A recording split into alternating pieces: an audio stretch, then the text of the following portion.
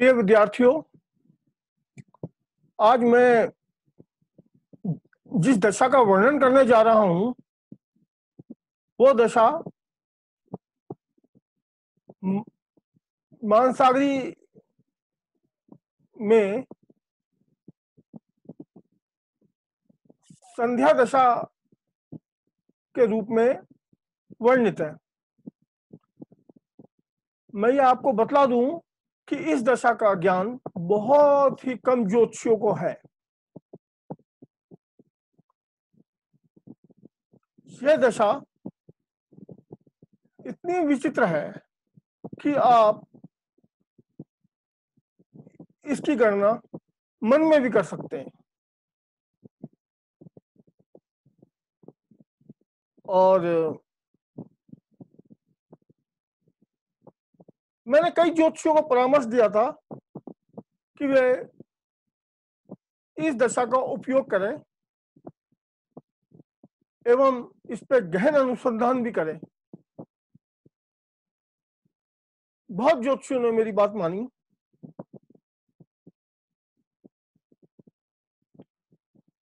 आज का मेरा यह वीडियो व्याख्यान इस संध्या दशा के ऊपर ही है, जिसमें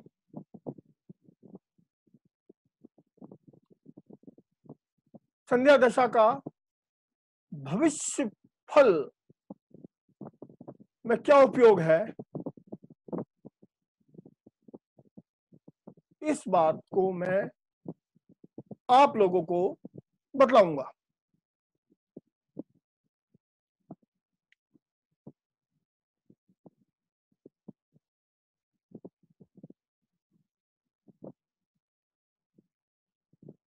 प्रिय विद्यार्थियों,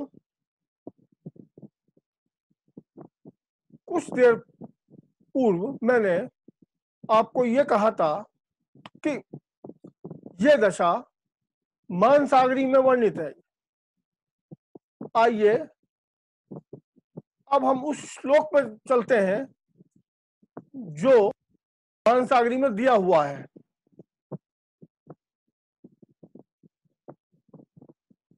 यह वो श्लोक है, आप देख रहे हैं, ये रहा, ये श्लोक है। इसमें लिखा है परमायुर्दश, हाँ, इसमें ये लिखा है, श्लोक इस तरह से है, परमायु दशांश स्फुटम संध्या भवेत् ततः स्वलग्नाधिपतेरादौ ततोन्नेषु। इसका अर्थ है परमायु का दशमांश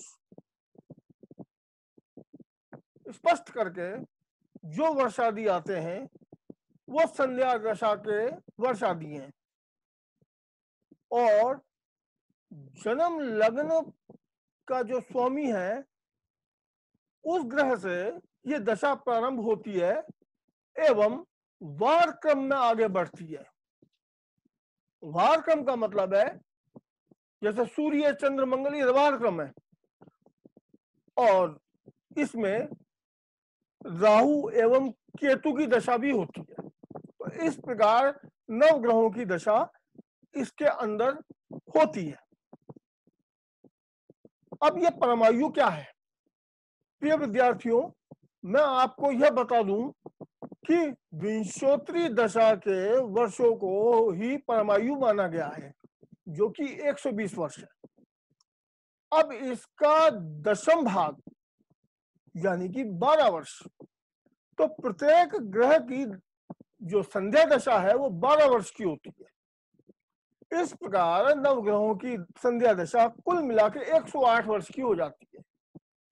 यह भी एक किस्म का है।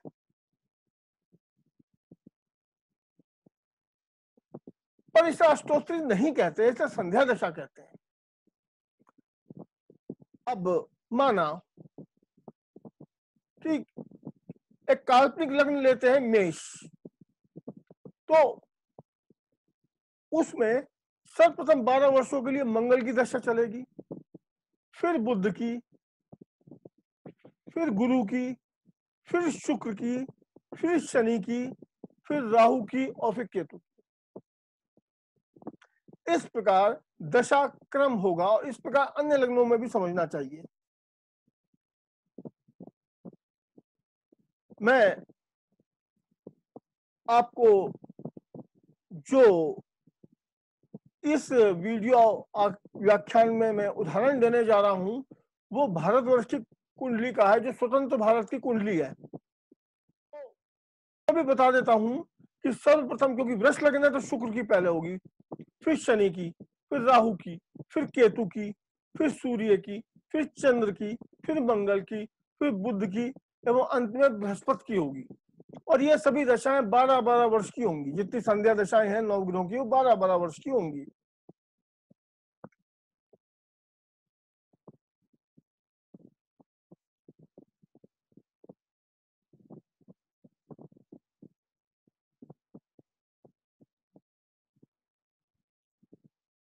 तो मैंने इस दशा को एक विलक्षण दशा माना है, क्योंकि इस दशा से भी फलित करने में बहुत आसानी होती है, बहुत आसानी से हो जाता है। क्योंकि ये दशा नहीं है, आप इस बात पर ध्यान दें, ये नक्षत्र दशा नहीं है, इसलिए इसमें भोग्य और भुक्त दशा निकालने का सवाल ही नहीं, प्रश्न ही नहीं उठता।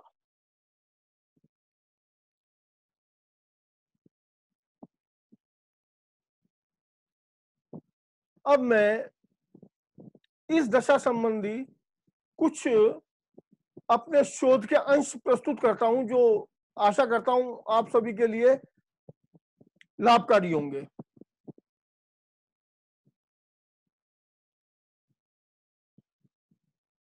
संध्या दशा प्रवेश के समय, जब संध्या दशा का प्रवेश हो, मैं आगे वर्णित करूंगा, उस समय की लग्न एवं भाव स्पष्ट आदि, ग्रह स्पष्ट आदि कर लो और ये देखो कि उस दशा के प्रवेश के समय चंद्रमा किस भाव में है। माफ कीजिए, चंद्रमा किस राशि में है। अब वह राशि जन्म कुंडली में किस भाव में पड़ती है,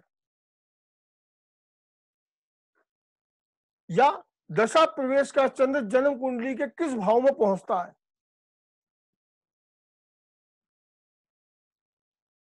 तो प्रारंभ हुई वह महादशा, जो संध्या दशा है, उस भाव, जन्म कुंडली के उस भाव के संबंधी शुभ या अशुभ फल व्यक्त करेगी।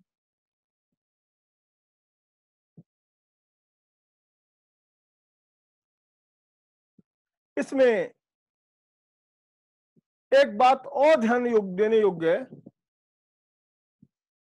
यदि दशा प्रवेश का चंद्रमा जन्म कुंडली में संध्या दशा स्थित है, जो संध्या दशा का स्वामी है उस पर स्थित है, तो आरंभ हुई संध्या दशा जन्म कुंडली में वह ग्रह नवमांश आदि जो षोडश वर्ग जिसमें भी स्थित होगा, उसी का फल बोध कराएगा। यह बड़ा महत्वपूर्ण सूत्र है जो मेरे अनुसंधान में आया है।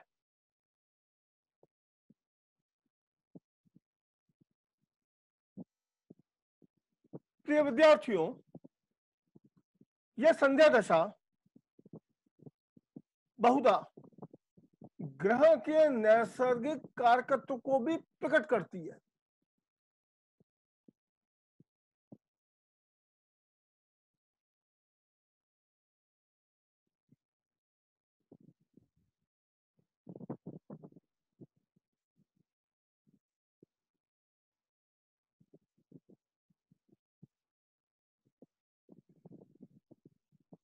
प्रिय विद्यार्थियों,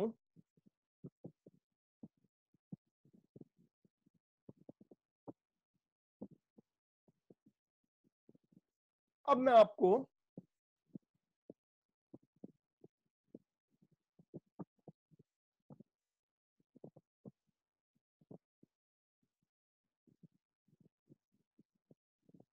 संध्या दशा से परिणाम कहने के कुछ मूलभूत सिद्धांत बताता हूं। ये सभी सिद्धांत भृत जातक में दिए हुए हैं। वैसे तो भृत जातक में आचार्य वराह ने इन सिद्धांतों को जो दशा प्रवेश के समय लगाए जाते हैं, यह बताया है कि वो पिंडायुर्दा, नैसर्गिकयुर्दा और अंशायुर्दा आदि दिशाओं में लगाएं। पर मेरे अनुभव में आया है कि दशा प्रवेश के समय का जो आकलन है, जो वराह मिहिर ने भृत जातक में दिया है, वो संध्या दशा पर भी लगता है। सर्वप्रथम मैं आपको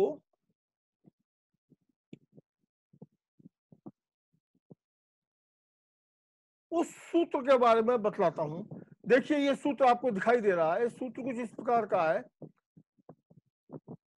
पाक स्वामिनी लग्न गे सुहृदि व वर्ग से सौम्यपि व प्रबधा शुभदा दशा त्रिदश षड लाभेशु व पाप के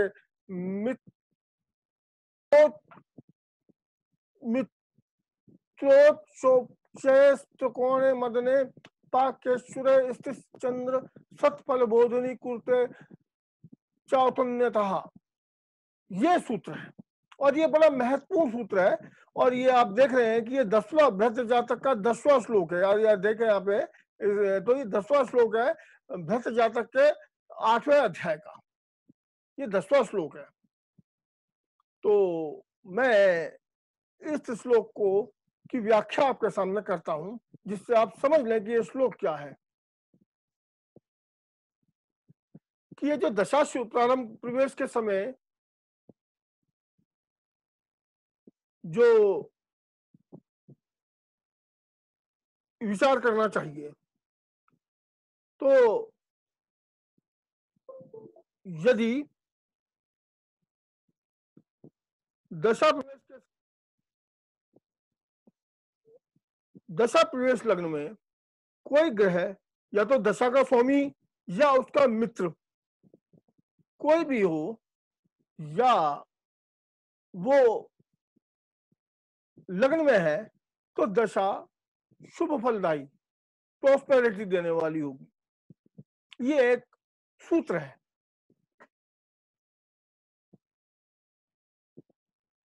या उसका कोई मित्र ग्रह दशा के स्वामी का, नैसर्गिक पंचांग मैत्री शक्ति से पता चलता है, वो भी यदि दशा प्रवेश की लग्न में है तो भी दशा को शुभ कर देता है। अब मैं आपके समक्ष इस दशा संबंधी अपना कुछ खोज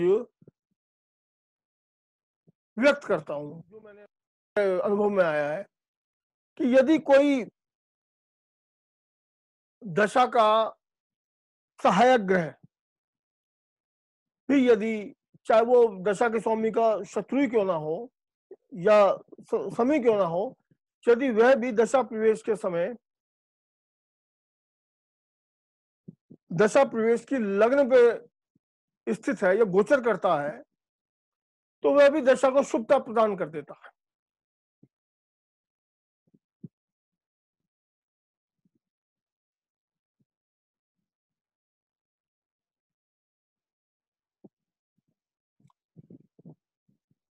एवं यदि दशा प्रवेश के जो षडवर्ग है, उसका स्वामी यदि दशा का स्वामी है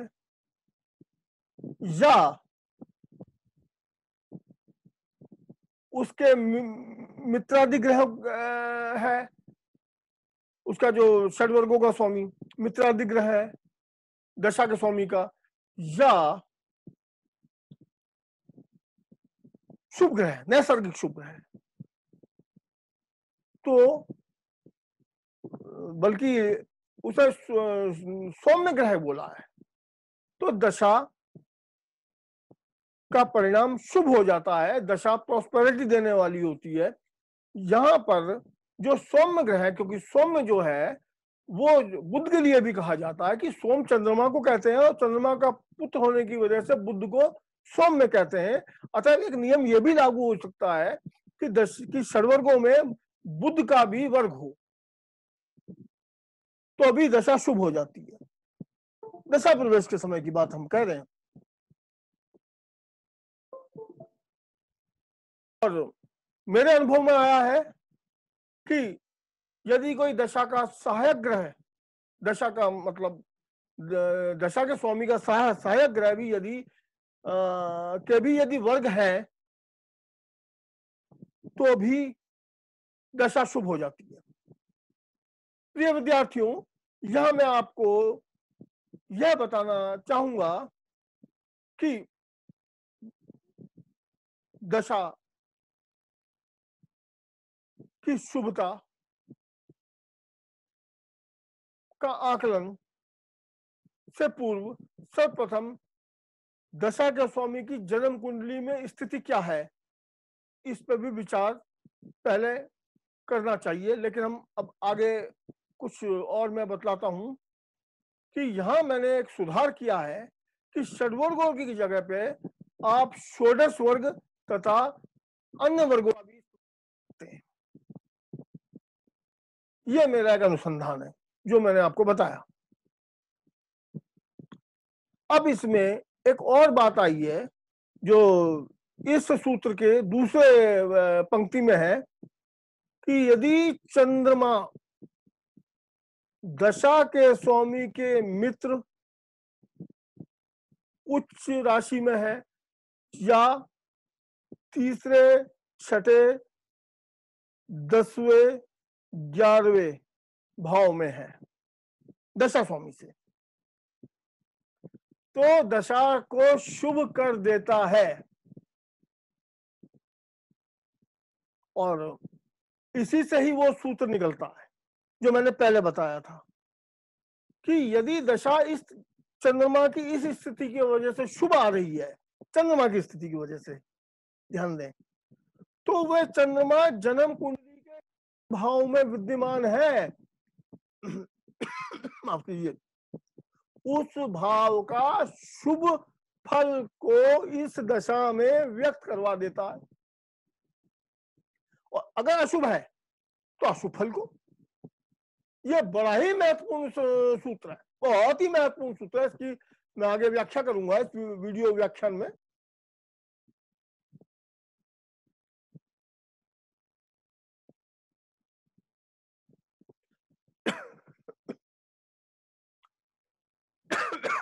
प्रिय विद्यार्थियों,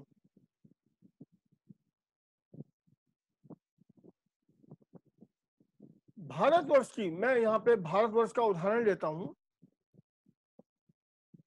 तो स्वतंत्र भारत की कुंडली में जो मंगल की सांध्य दशा है वो 15 अगस्त 2019 को 10:47 और 3 सेकंड पर शुरू हो गई थी। तो यहाँ पे ध्यान देने वाली बात है कि जो 13वें वर्ष का जो भी कुंडली बनती है दशा प्रवेश की, वो उसी वर्ष का जो है वर्षफल होता है। तो यानी वो वर्षफल उन 13 वर्षों में अपने आप को व्यक्त करेगा। ये बहुत ध्यान देने वाली बात है कि 13वां वर्ष, 25वां वर्ष, 37वां वर्ष, ये जो होंगे ये दशा प्रवेश के वर्ष हो जाते हैं। तो वो जो वर्षफल उन वर्षों का आएगा वो पूरे 12 साल में अपने अंदर समाहित परिणामों को भी व्यक्त करेगा। तो सर्वप्रथम हम मंगल की दशा का आकलन, तो आप कुंडली में आप देख रहे हैं कि मंगल जो है वो द्वितीय भाव में स्थित है, देखिए, और ये मांदी और गुलिक के साथ है। तो यही इसका सबसे बड़ा नुकसान है। और आप देखेंगे कि ये मृत्यु सहम को देख रहा है और अष्टम भाव को देख रहा है। देखिए यहाँ पे मृत्यु सहम और अष्टम भाव 8 घर के अंदर है। देखिए ये देख रहा है मृत्यु सहम को भी और 8वें भाव को भी देख रहा है। तो जैसे ये दशा शुरू हुई, इसने क्या किया, दूसरा भाव होता है आर्थिक स्थिति का, तो इसने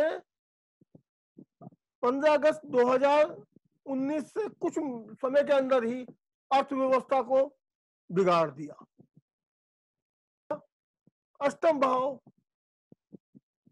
दुर्घटनाओं का, आपदाओं का, महामारियों का भाव होता है। तो ये मंगल अष्टम घर को देख रहा है, तो कोरोना महामारी कुछ समय में भारत में शुरू हो गई। अब मृत्यु सहम को देख रहा है, तो मृत्यु भी बहुत मृत्यु हुई है। लेकिन जब हम चलित चक्र देखते हैं तो हमें क्या पता चलता है कि जो मृत्यु सहम है वो 9वें भाव में चला गया है।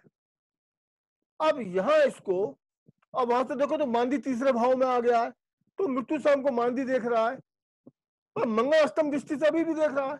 लेकिन यहाँ पर ये चंद्रमा भी अपनी दृष्टि से देख रहा है जो शुभ है, और जो जमकंटक है वो 12वें घर से लग्न में आ गया, लग्न भाव में, और 9वीं दृष्टि से मृत्यु सहम को देख रहा है।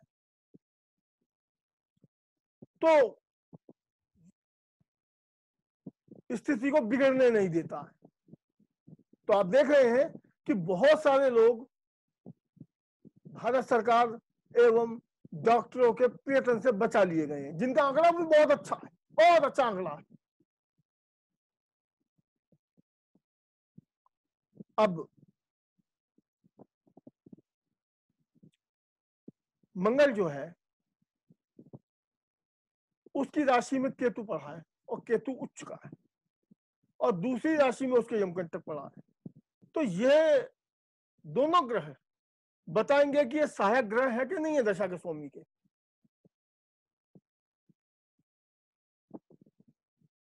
केतु से चलित चक्र में देखो तो गुरु मिल गया। अब चलित चक्र देखते रहिए, इसमें गुरु मिल गया। देखिए केतु से गुरु मिल गया है, ये देखिए गुरु केतु से मिल गया है। अब ये गुरु धन का नैसर्गिक कारक ग्रह है। तो अपनी दशा में, ये आर्थिक स्थिति में, क्योंकि इसकी दशा बहुत लंबी चल रही है, आर्थिक स्थिति में सराहनीय सुधार ला देगा, कई बार लाएगा। लेकिन चूंकि मंगल अशुभ पड़ा हुआ है तो आर्थिक स्थिति में नुकसान भी होगा, लेकिन सुधार भी बहुत होंगे और यादगार सुधार होंगे, बहुत ऊंचाइयां छुएंगे। अब ये अर्धयाम चलित चक्र में, माफ कीजिए, यमकंटक चलित चक्र में 12वें घर से, जो कि मंगल दशा लॉर्ड की एक राशि में स्थित है, वो लग्न में आ गया है और पंचम भाव को, क्योंकि यमकंटक अपनी दृष्टि से पंचम भाव को देख रहा है, चलित चक्र की बात कर रहे हैं। और जो केतु है वो ज्ञान के कारक गुरु के साथ है। तो इस समय जो शैक्षणिक सुधार बहुत होंगे, परीक्षा लेने के नए नए विधान जो है बनाए जाएंगे, जिससे जो कि विद्यार्थी बहुत ज्यादा कह सकते हैं कि बहुत मेधावी है, वो सामने आएंगे। उनको एकदम ही जो है मुख्य धारा में लिया, मुख्य जो है शिक्षा के उसमें ले आएंगे, उन्हें बेनिफिट दिया जाएगा और वो विद्यार्थी जो दुनिया में नाम करेंगे। बड़े बड़े शैक्षणिक संस्थान खुलेंगे जो कि विश्व स्तरीय से शुरू की गिनती में होंगे, ऐसे भी संस्थान खुलेंगे। बड़े बड़े शिक्षाविद होंगे, बहुत बड़े बड़े शिक्षा सामने आएंगे, और विद्यार्थी जो है बहुत विश्व स्तर पर जो है मान हासिल करेंगे।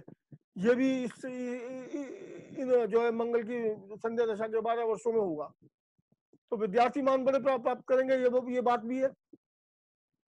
और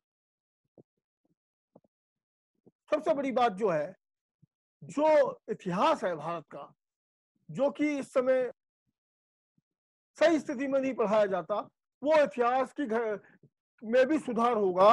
उसकी इतिहास को जो शैक्षणिक स्तर पे बहुत ही उन्नत कर दिया जाएगा, जो सत्य से प्रेरित होगा। ये इन 12 वर्षों में हो जाएगा, ये इन 12 वर्षों में हो जाएगा।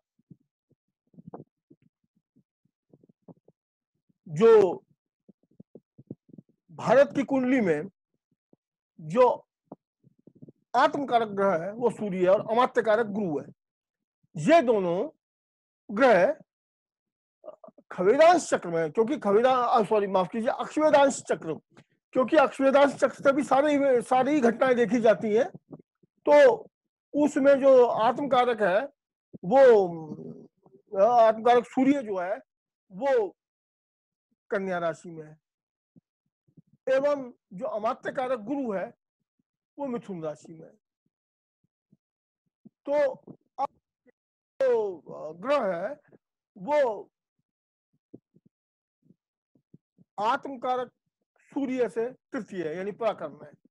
अमात्य कारक अमात्य कारकांश जो लग्न आती है, अक्षवेदांश से जो लग्न आती है, उसमें अमात्य कारक अमात्य कारकांश से वो छठे में है। तो यानी केतु बहुत बली हो गया, पराक्रम बढ़ा दिया है केतु ने, और ये मंगल का सहायक भी है, क्योंकि उसी की राशि में स्थित है, तो ये सहायक बना रहा है। तो इसमें जो भारत का जो कूटनीति में, विश्व स्तरीय कूटनीति में बहुत अग्रिम स्थान हो जाएगा, और वो जो भी शत्रु देश या शत्रु है उन पर अपना प्रभाव कायम कर देगा, उन्हें हरा देगा। ऐसे ही भारतीय सेना, क्योंकि केतु सेना रूप है, तो भारतीय सेना विश्व की सबसे बड़ी सेना इन 12 वर्षों में हो जाएगी, और वो शत्रु देशों को एवं शत्रुओं को परास्त कर देगी। एवं भारत का वह भूभाग जो अब पाकिस्तान में ने कब्जा कर लिया है, वो भी भारतीय सेना एवं भारत उसे भारत में वापस ले आएंगे इन्हीं 12 वर्षों की मंगल की दशा में, सांध्या दशा में।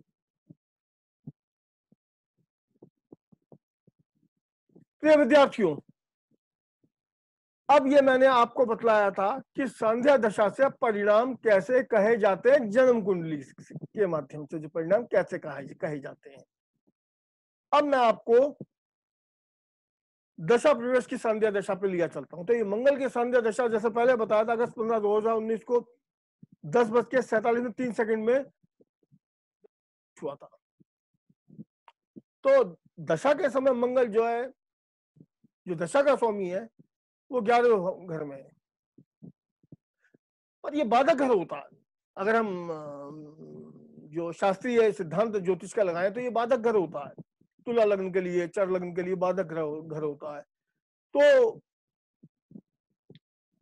इसलिए दशा के आरंभ से समस्याएं खड़ी होनी शुरू होगी, लेकिन ये अच्छे भाव में है।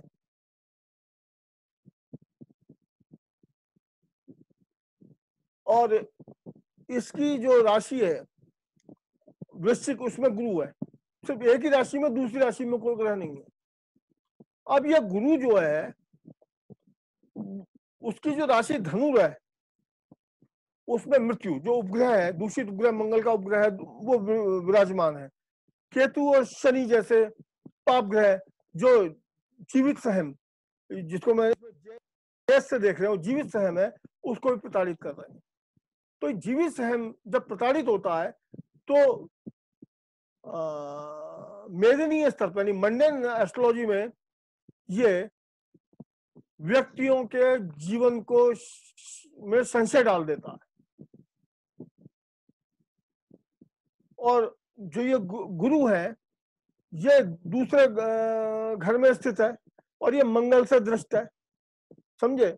अब मंगल से दृष्ट होने की वजह से ये अशुभ हो जाता है, और इस पर गुलिक की तीसरी दृष्टि भी है। पर जो यमकंटक इसे 5वीं दृष्टि से राशि चक्र में देखता है, कुछ सुरक्षा भी प्रदान करता है। प्रिय विद्यार्थियों, यदि आप इसके चलित चक्र को देखें, चलित चक्र भी आपको स्पष्ट दिखाई दे रहा है, तो आर्दियाम, केतु और शनि ये चौथे घर में चले गए, चौथे भाव में चले गए, तीसरे घर से। जो गुरु है वो तीसरे भाव का स्वामी होकर तीसरे भाव में चला गया है दूसरे घर से निकलकर, और यहाँ गुलिक से दृष्टि से चलित चक्र में मुक्त हो गया है, तथा ये मृत्यु से और जीवित सहम से मिल गया है। तो जीवित सहम का तो अक्षुभ प्रभाव उसने बढ़ा दिया क्योंकि उसी का स्वामी है, तो अभी भी मृत्यु है। लेकिन आप इधर देखेंगे तो यमकंटक भी 10वें घर से 12वें 10वें घर से 11वें भाव में चला गया है, और वो पंचम दृष्टि से गुरु मृत्यु जीवित सहम को देख रहा है। तो यहाँ पे उसने यमकंटक ने जो है जीवित सहम को और गुरु को शुभता प्रदान कर दी। तो इसका क्या अर्थ हुआ कि इस दशा में यदि कोई बीमारी, हारी, एपिडेमिक, जो भी कुछ प्रतिकूल स्थितियां आती हैं, वो सभी को ये दशा प्रवेश, मंगल की दशा प्रवेश का जो दशा आकलन होता है वो बचाने का, सुरक्षित करने का सामर्थ्य रखता है, और ये सुरक्षा ईश्वर प्रदत्त एवं भारत सरकार के द्वारा प्रदत्त होगी। ये मान लीजिए आप, ये मान लीजिए आप, क्योंकि इसमें सीधा अब क्या है, जो यदि हम राशि चक्र में देखें, अब एक महत्वपूर्ण सूत्र जो मेरी रिसर्च पर आधारित है कि यदि कारक ग्रह, जो आत्म कारक ग्रह है, वो यदि जो दशा, जो कुंडली की जो लग्न है, उस लग्न की राशि के नौमांश में, अक्षवेदांश में या षष्ठांश में यानी D60 में उसी राशि में बैठता है, तो ये राशि चक्र के परिणाम को पूर्णतः लागू कर देता है। चलित चक्र की ग्रह स्थिति उन परिणामों को ही बढ़ा सकती है, घटा सकती है, कोई और परिणाम परिणाम तो होंगे। तो यदि आप देखें राशि चक्र में, तो दशा प्रवेश की लग्न से 10वें घर में सूर्य, बुध, शुक्र और यमकंटक है। यमकंटक बहुत शुभ ग्रह होता है, और वो 10वें भाव के स्वामी चंद्रमा से दृष्टा, चंद्रमा दिग्बलियों के चौथे भाव में बैठा हुआ, चौथे घर में बैठा हुआ है, घर कहेंगे, चौथे घर में बैठा हुआ है। तो ये बहुत बड़ा राजयोग है, ये बहुत बड़ा राजयोग है। अब क्या है मैं आगे बतलाऊंगा आपको कि ये राजयोग किस तरह से बनता है, कि ये राजयोग क्या है, ये मैं आपको आगे बतलाऊंगा। तो कहने का मतलब है जो ये राजयोग है, तो यहाँ पे चंद्रमा शुभ हो जाता है, और वैसे भी ये दशा के स्वामी मंगल से छठा है, वैसे ही शुभ हो गया, और दशा के स्वामी मंगल की उच्च राशि में है, जो वही नियम लग रहा है उसपे, तो ये शुभ हो गया। यहाँ चंद्रमा 24 डिग्री के करीब है, समझे, जो कि मंगल के उच्चांश जो मकर राशि में 27 डिग्री है, उससे 3 कम है, यानी कि उसी उच्चांशों में आता है मकर राशि में चंद्रमा दशा प्रवेश का। तो ये मंगल की दशा के शुभ परिणाम को बहुत बढ़ा देगा।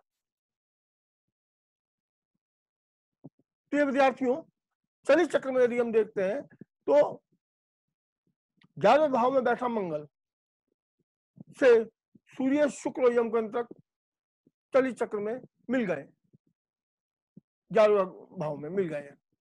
तो सूर्य 11वें भाव का स्वामी है, यमकंटक लग्न भाव का स्वामी है। तो ये वही बात सिद्ध करते हैं कि आने वाले 12 सालों में भारत की आर्थिक व्यवस्था बहुत उन्नत हो जाएगी, क्योंकि 11वां भाव आएगा भी है। अब यहाँ पे क्योंकि ये 73वें वर्ष का वर्ष की कुंडली है, तो यहाँ पे मुंथा 8वें घर में वृष राशि में है। ये देखिए, तो वर्ष फल में क्या होता है, तो वृष राशि में मुंथा है, और इसका जो स्वामी है शुक्र, वो जो है यदि आप देखें तो मृत्यु उपग्रह की 8वीं दृष्टि में आता है। तो 8वें भाव की मुंता ये, इससे जो है साल लगते ही, यानी कि 15 अगस्त 2019 के कुछ ही महीनों में कोरोना जैसी महामारी फैला दी, तथा व्यक्तियों को भी, कई व्यक्तियों की उस बीमारी से मृत्यु हो गई। लेकिन मैंने आपको बताया कि वैसे ये बहुत ही शुभ है। अब यहाँ पे भी चंद्रमा 5वें घर में आके यमकंटक आदि शुक्र मंगल से संबंध बना, तो यहाँ पे चंद्रमा शुभ हो गया है, और इनके परिणामों को शुभ कर दिया है चंद्रमा ने। ये आप बात मान लीजिए, बहुत शुभ कर दिया चंद्रमा ने। तो चंद्रमा जैसे मैंने अब जैसे कि मैंने आपको बताया है,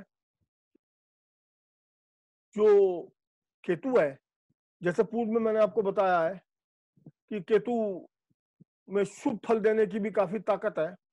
और जो ये केतु है, ये आप यदि आप देखें इसको, तो गोचर में केतु तुला राशि में जाएगा।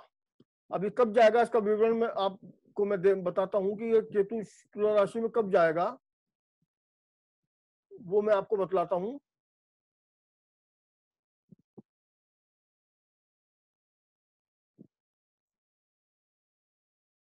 ये केतु मार्च 18 2022 से लेकर करीब करीब नवंबर 28 2023 तक तुला राशि में रहेगा। अब जन्म कुंडली में ये शुभ हो गया है। भारत को कूटनीति के स्तर पर वैश्विक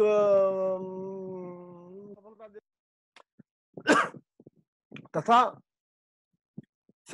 भारतीय सेना को उन्नत करने में, केतु सेना रूप है। तो इस बीच में इस दरमियान ये भारतीय सेना में का स्तर को बहुत बढ़ा देगा, बहुत ऊंचा कर देगा। वे सेना शत्रुओं को भी परास्त करेंगी, शत्रु देशों को भी परास्त करेंगी इस अवधि में। तथा क्योंकि तथा वो जो पीओके है उसे पाकिस्तान से छीन के वापस भारत में मिला देंगे, क्योंकि वो पीओके भारत का ही भाग रहा है, कश्मीर का एक अंग था, अब वो मिला देंगी। वो इसी समय अवधि में केतु के तुला राशि का जो गोचर है उसमें संभव है। तो इस तरह से जो केतु के जो और इसमें शैक्षणिक संस्थान संबंधी जो भी परिणाम मैंने पहले कहे हैं उसकी बहुत झलक आपको इस केतु के गोचर में मिल जाएगी। तो इस तरह जो केतु का गोचर है वो इसमें आर्थिक स्थिति भी उन्नत हो जाएगी। उसमें भारत है वो इसमें काफी उन्नत हो जाएगी।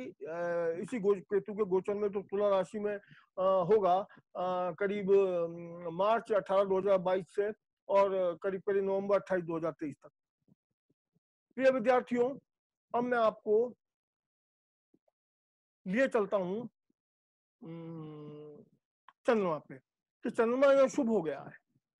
तो अब मैं फिर आपको भारत की जन्म कुंडली में लिए चलता हूं। देखिए, वो जो आप इसको देखिए, तो यहाँ मैंने लिखा है, देखो 10वें भाव में आओ, तो यहाँ पे 10वां भाव यदि आप देखोगे कुंभ में ना पढ़ के मकर में पड़ रहा है। मकर में 22 डिग्री के करीब 10वां भाव है, कुंभ में नहीं पड़ रहा है, ये मकर में पड़ रहा है। लेकिन फिर देखो ये मकर में जो 10 डिग्री का पड़ रहा है, मकर राशि में 22 डिग्री का पड़ रहा है। और चंद्रमा जो दशा प्रवेश का है वो 24 डिग्री में ठीक 10वां भाव मध्य पे आप देखो।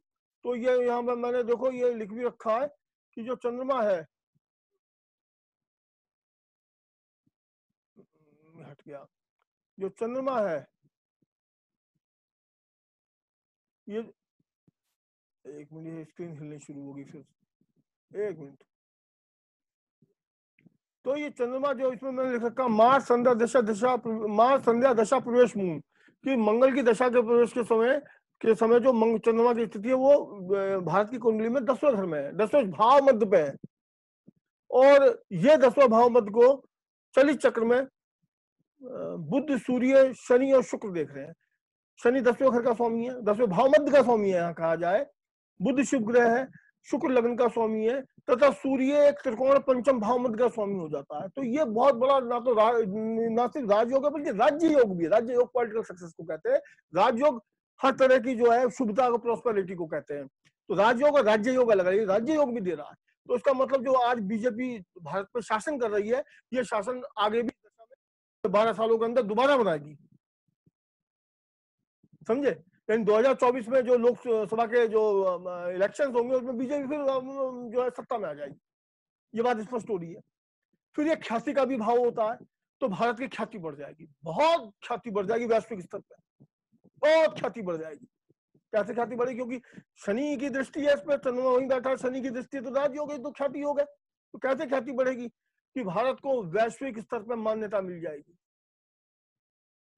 विकसित देशों में आ जाएगा। और विकसित देशों में आने के साथ ये इसको कोई ऐसी शक्ति मिल जाएगी, जैसे वीटो पावर है, या कुछ ऐसी शक्ति कोई और भी इससे बढ़ के भी हो सकती है, इससे जैसी भी हो सकती है।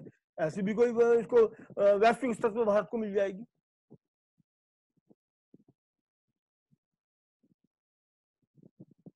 तो ये भी है। फिर जो शनि है, जो कि 10वें भाव का स्वामी है, वो कारखाना वगैरह का भी कारक होता है। तो बहुत सारे जो लघु उद्योग यानी कुटीर उद्योग, लघु उद्योग या बड़े बड़े जो लार्ज स्केल पे जो उद्योग है वो भारत में लगेंगे, और इसमें विदेशों का भी योगदान होगा। तो विदेशों के कोलैबोरेशन से भी होंगे, विदेशियों के विदेशी सरकारों के कोलैबोरेशन से या उनकी किसी तरह से उनसे भी होंगे। तो यहाँ के जो सामान्य लोग हैं उनको जो रोजगार मिलेगा, अच्छा रोजगार मिलेगा, कुछ उद्योगों में वृद्धि होगी। तो इस तरह जो ये परिणाम है ये आएंगे सामने। और फिर चूंकि ये दशा आगे चलकर इन परिणामों देगी।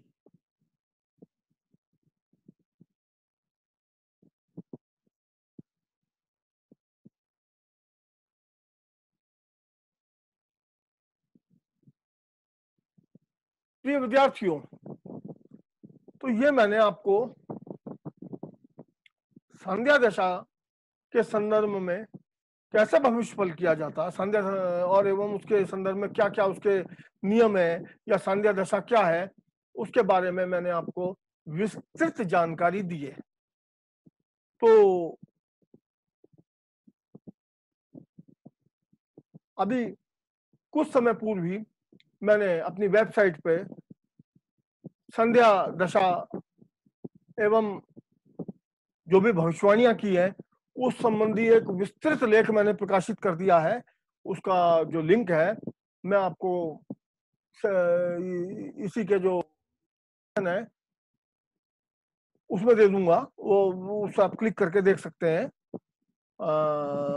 मेरे हिसाब से आपको देखना चाहिए क्योंकि ये तो संक्षिप्त वीडियो व्याख्यान है, उसमें मैंने बहुत डिटेल कर रखा है, उसमें और डिटेल कर रखा है, तो मैं चाहूंगा कि आप उसे देखें। प्रिय विद्यार्थियों, मैं यहाँ पे कुछ दशा संबंधी और भी आपसे बातें जो है वो करना चाहूंगा कि बहुत से जो नवोदीयमान जो विद्वान हैं या एक खिलते हुए पुष्पित होते हुए जो ज्योतिषी हैं, वो मैंने देखा है कि विंशोत्तरी दशा को जो है वो अपमानित करने लगे, यानी उसका डिसरिगार्ड करने लगे हैं। मैं यहाँ बता दूं कि विंशोत्तरी दशा को परमायु माना गया है।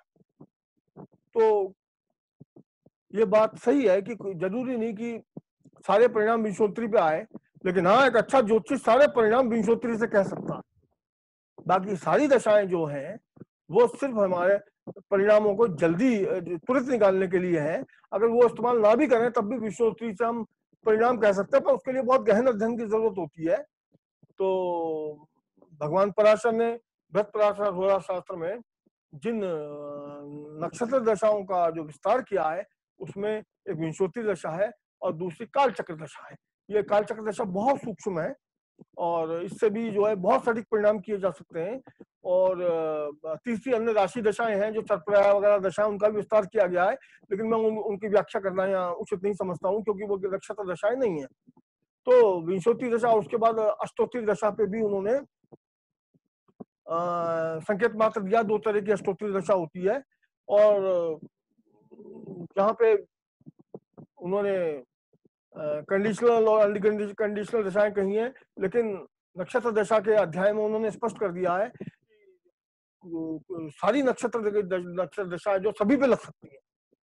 मेरी इस बात पे आप जो ध्यान दीजिए कि सभी नक्षत्र दशाएं, चाहे वो कंडीशनल हो चाहे अनकंडीशनल हो, वो सभी नक्षत्र दशा सभी जातकों पे लग सकती है। ज्योतिषी को ज्ञान होना चाहिए कि उनको कैसे लगाया जाए। अगर वो नैसर्गिक कंडीशंस को पूर्ण नहीं करती हैं तो कैसे लगाया जाए, ज्योतिषियों को इस बारे में ज्ञान होना चाहिए। जो कि पुष्पित होने वाले ज्योतिषी जो अभी पुष्पित हो रहे हैं उनको यह नहीं पता, या उनको क्या बड़े बड़े ज्योतिषियों को नहीं पता। इस विषय में फिर कभी एक विस्तृत आलेख लिखूंगा और वीडियो व्याख्यान भी मैं बनाऊंगा। तो अब मैं इस वीडियो व्याख्यान को विराम देता हूं। परमात्मा शिव एवं भगवती पार्वती आपका कल्याण करें। नमस्कार।